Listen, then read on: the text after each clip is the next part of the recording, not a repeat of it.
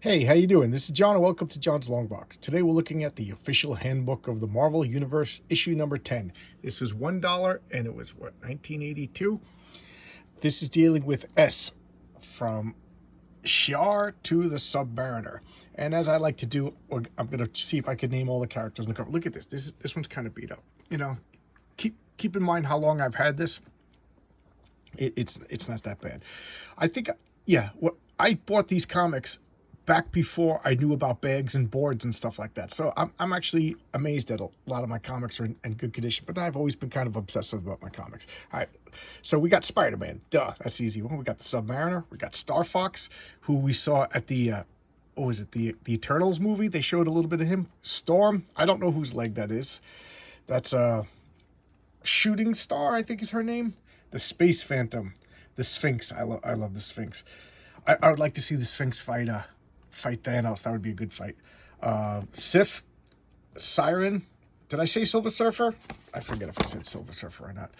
And then we got Snowbird, Starhawk, the Stranger, Stiltman, Stingray. Who is that? Oh, I don't know.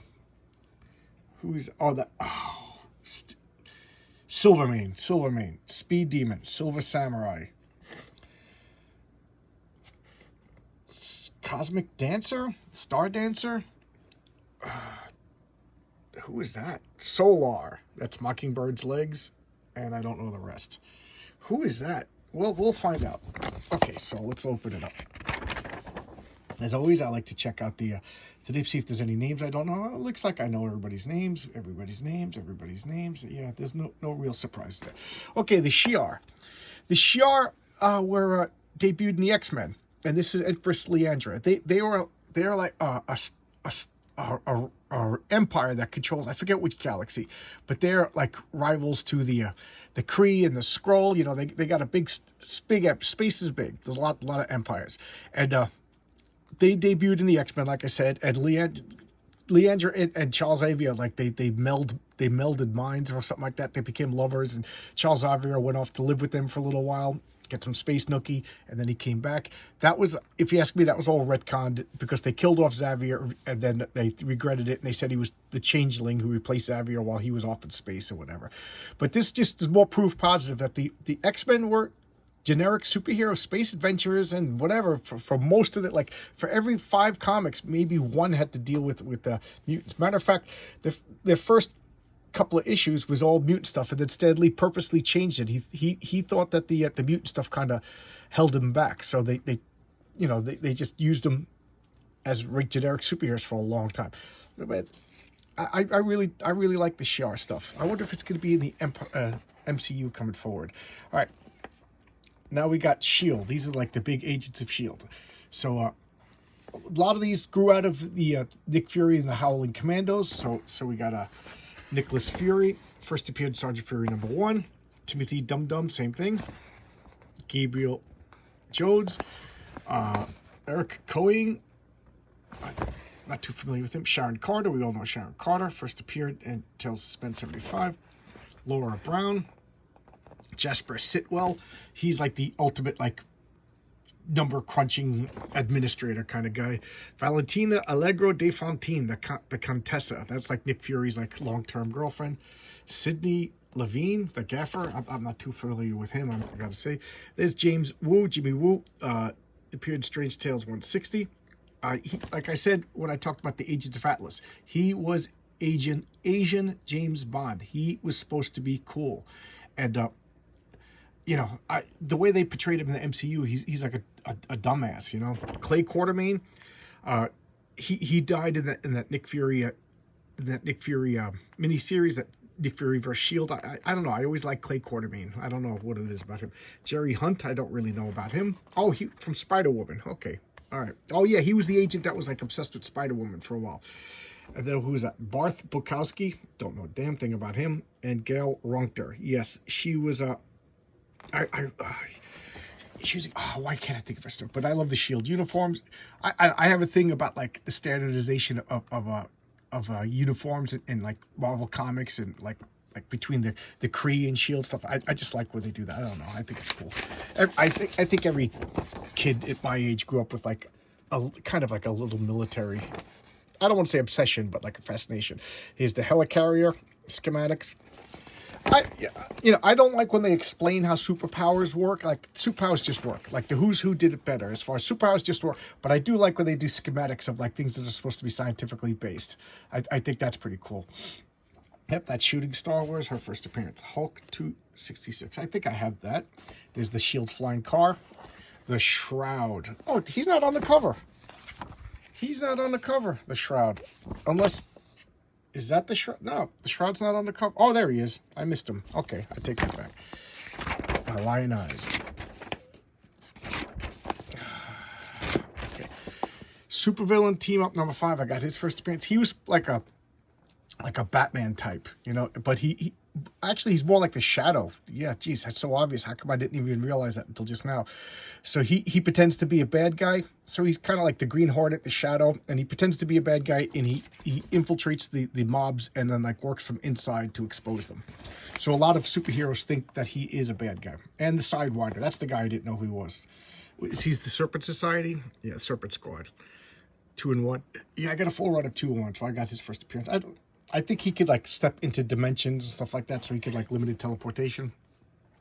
Sif in the comics, that's Thor's like on again, off again love interest. In the actual mythology, that's his wife, mother of Modi and Maggie.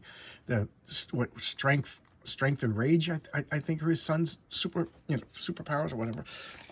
What else can you say about Sif? I like the actress who plays her in the MC universe. I think she does a good job. She's got that like strength but sexiness about it. Yeah, Silvermane.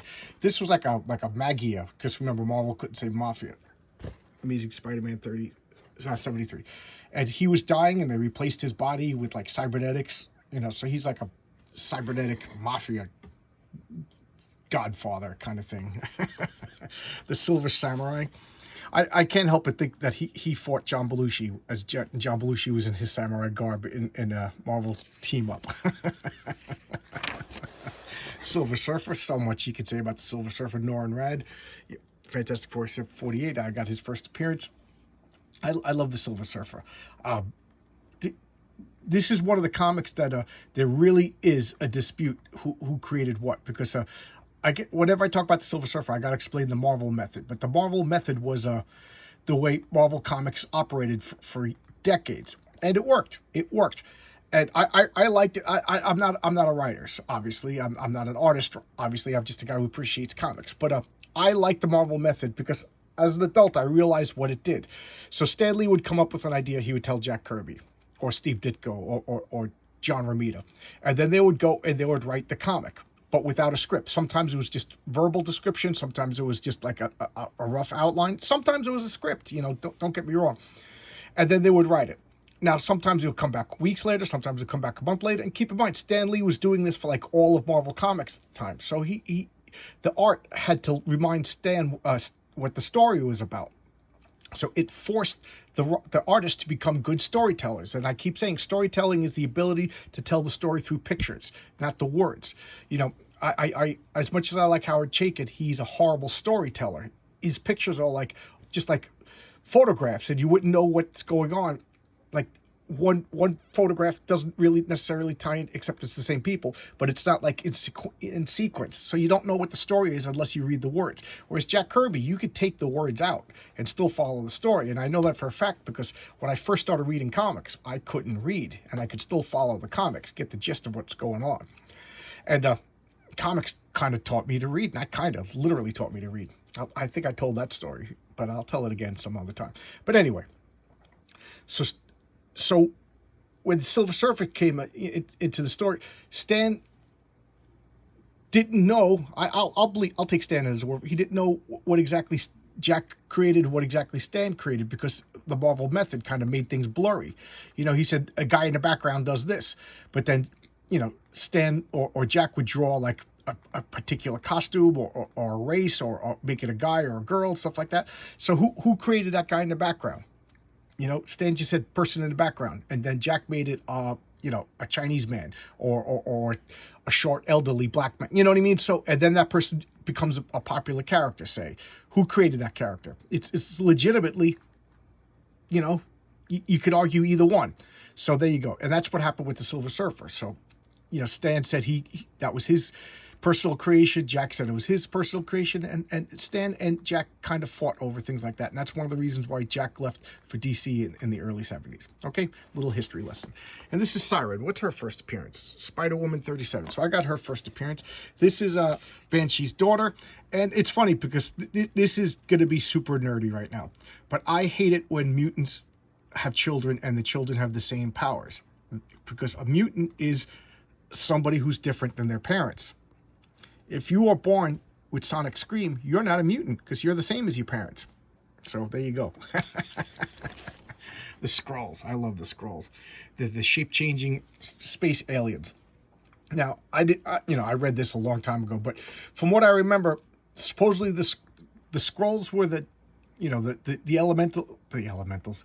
The Celestials would come and do experiments, and they would make, one group deviants, one group Eternals, and one group they would leave as a control.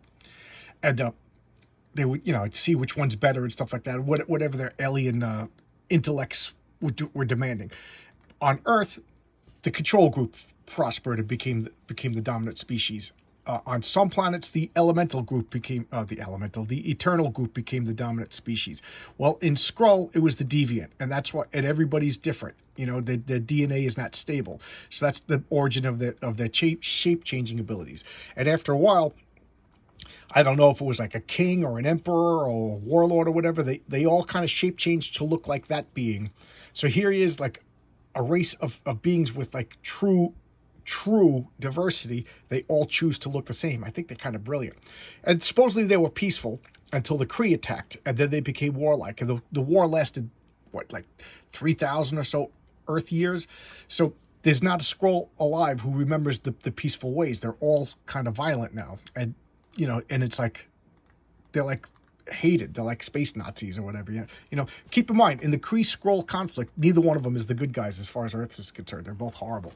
And then we got Snowbird. Her first appearance is XMen 120, a comic that I have that comic practically memorized. I should showcase that comic. I love that comic. She is the daughter of Nelvana, a Canadian goddess, like an Inuit goddess, but Nelvana was made up, and she was the first Canadian female superhero comic in real life.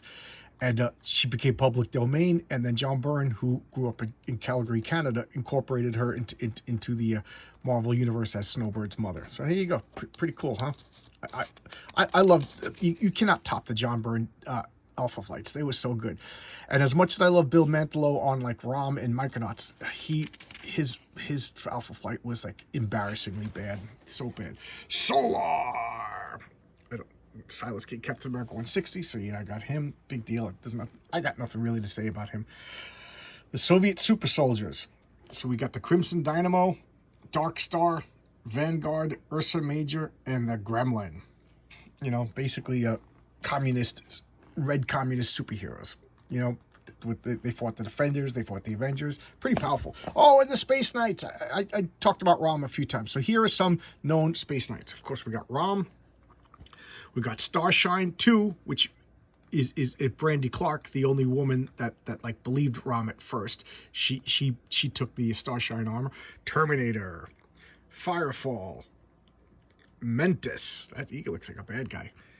Hammerhand, Javelin, Astra, Trapper, Breaker, Unseen, Seeker, Scanner, Pulsar, Rainbow, Gloriolo, Starshine 1, Firefall 2. Now, even as a kid, I thought this was funny that Rom is a Space Knight, and his Space Knight name is Rom, which is his name. So it kind of makes you think like that they're knights in shining armor. Knights in shining armor don't adopt personas. You're Sir Filbert of Muskegon, Illinois.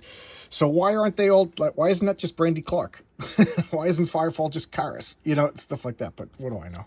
I don't write best-selling comics that are treasured by basement-dwelling geeks for decades. And the Space Phantom, Avengers #2. I got that. He is a being of limbo, and he has the ability to swap bodies with you. So you know, he would point to me and he would become John from John's Long Box, but he would take my body, and then I think I would inhabit his body in limbo. I think that's how it works. I might be a little bit wrong on that. So kind of creepy. So he would impersonate people and then, you know, cause havoc and mayhem. So he's not really the Space Phantom. He should be called the Limbo Phantom. The Limbo Phantom. How cool would that be? And the Speed Demon. The Wizard. Yeah, so he's from the Squadron Sinister. The Squadron Sinister is our Earth, you know, Earth Marvel 16616 version of from the Squadron Sinister. And then there's the Squadron Supreme, which is the other Earth. Another, I don't know exactly what number is. They're basically Justice League ripoff. So he's a ripoff of the Flash, who's a ripoff of a Marvel ripoff of the Wizard. I don't know. Pretty cool costume though. And the Sphinx, I love the Sphinx. He was like in the Nova Corps, one of Nova's allies, and he was always like a bad guy that was like using Nova, and I think Nova knew about it. I don't think it was much of a big shock when he turned out to be a bad guy. I just love that cool costume. He just looks powerful with the broad shoulders and everything like that. I don't know, just cool. And he wanted this Costone, this like stone of life. This, you know, basically like I wonder if they retconned it into an Infinity Stone later on. Who knows? But he put this Costone on, and then he basically challenged Galactus, and him and Galactus fought, but Galactus whooped on him. He just wanted to die. He was immortal who wanted the peace of death. And Galactus is like, oh, that's what you want? I'm not giving it to you. And Galactus put him in an infinite time loop where he would go back in time and live his 2,000 years existence and then go back in time. So he you know, just punishment. To me, when I was 12 years old reading that story, that was Shakespeare. Spider-Man, everybody loves Spider-Man. No, I do not have Amazing Spider-Man 15. My earliest Spider-Man comic, I think I have Spider-Man #1, but I have from 25 up. I every once in a while I'll buy an older one, but I'm you know, I've been trying to cut down on what I spend on comics. What can I say about Spider-Man other than I love Spider-Man? I'm kind of gonna skip them because everybody knows about Spider-Man. Here's his web shooters. Some more Spider-Man. Oh, here's the Squadron Supreme. So like I said, this was an open secret that this was a ripoff of the Justice League. It's funny because Marvel did a ripoff of the Justice League, and then Marvel did a ripoff of the Legion of Superheroes. That was the Imperial Guard, the Shiar's bodyguards. So here's Hyperion. That's Superman, and that is Avengers 85. That's Batman, Nighthawk. That's the Wizard. That's Flash. Dr. Spectrum. That's the Green Lantern. Tom Thumb. That's the Atom. Lady Lark is Black Canary. Golden Archer is Hawkeye. Condor is Hawkman. Amphibian is Aquaman. Arcana is Zatanna. Nuke is Firestorm. And Princess Power is Wonder Woman. You know, if it's like, you know, not even a kept secret that they are the JLA. It was supposed to be a goof on the JLA, an homage, you know, whatever you want to call it. And Star Dancer. Okay, I talk about the Mandela effect. For years, I thought her name was Cosmic Dancer from the T-Rex song, but it's Star Dancer. Nothing much to say about her. Marvel 2 and what's in there. It was a forgettable character, forgettable story. And here we have Star Fox, the controversial Star Fox. This is Thanos' brother. So his real name is Eros. So Iron Man 55 is his first appearance. I picked that up. And he is love and creation, and Thanos is death and destruction. You know, pretty, you know, classical mythology kind of thing.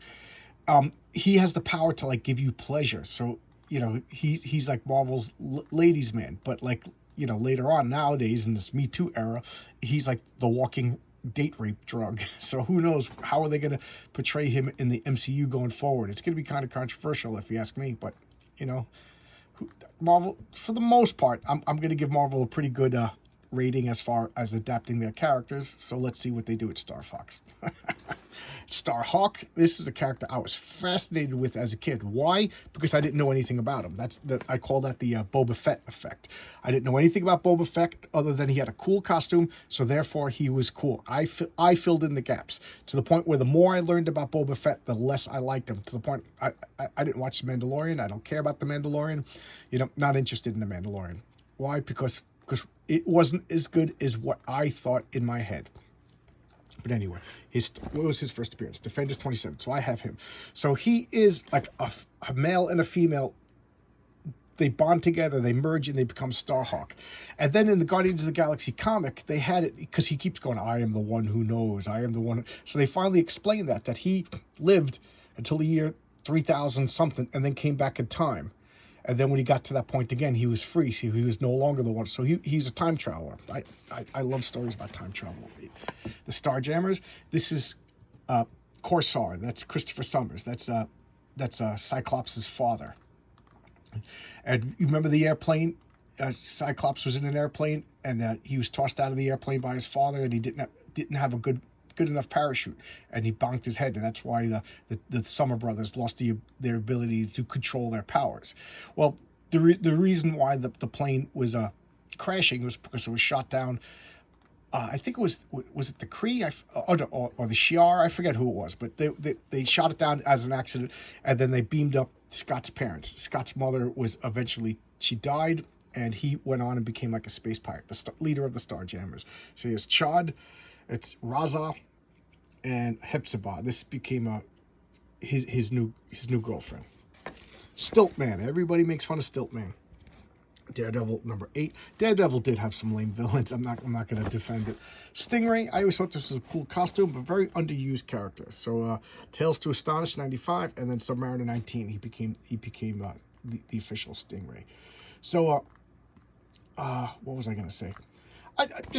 I just love the idea of this. He built the suit to explore underwater, so it protects him from like the environment of the sea. Yeah, I don't think he breathes water, or maybe it recycles water, breaks it down into oxygen. I don't know what, but he stays under. He's an undersea hero. Those are a tough sell. Undersea heroes are a tough sell. I think it's because the average person can't really relate to him. And speaking of undersea heroes, here's the original one.